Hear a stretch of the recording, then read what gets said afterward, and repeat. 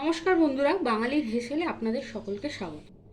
আজ আমি সকালের টিফিনে পাউরুটি দিয়ে একটা সুস্বাদু খাবার আপনাদের বানিয়ে দেখাবো। তার জন্য আমার কি প্রয়োজন লাগবে?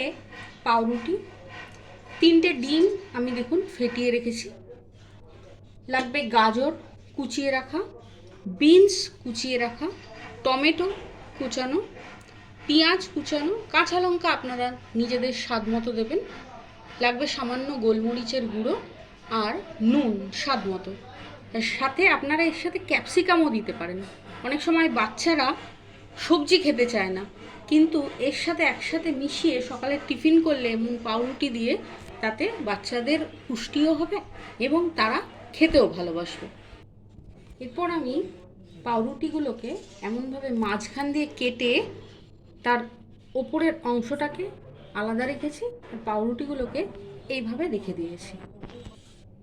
এরপর ফাটিয়ে রাখা ডিমের বাটিতে এক এক করে গাজর, বিনস, টমেটো,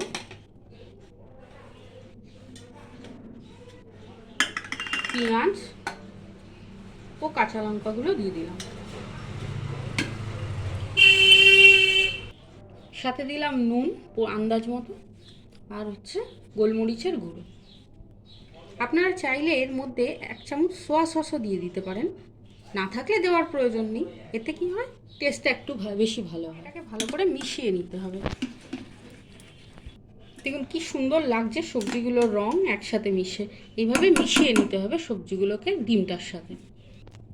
এবার এক গ্যাসে ফ্রাইং প্যান বসিয়ে ভালো করে ফ্রাইং প্যানটা খুব গরম করতে হবে। প্যানটি খুব ভালোভাবে গরম হয়ে গেছে। এবার আমি এতে দেবো সাদা তেল। আপনারা বাচ্চাদের সন্ধ্যাবেলা জল খাবারেও দিতে পারেন, তারা খুব ভালোভাবেই এটাকে গ্রহণ করবে।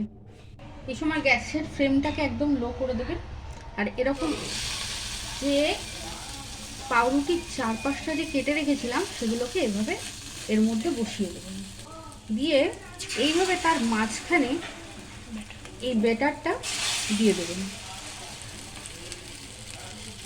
আর ওপরে এইভাবে যে মাঝখানটা কেটে রেখেছিলাম সেটাকে দিয়ে দেবেন, দিয়ে চেপে দেবেন। খুন্তির সাহায্যে আস্তে করে এটাকে তুলে উল্টো দিকে উল্টে দেবেন।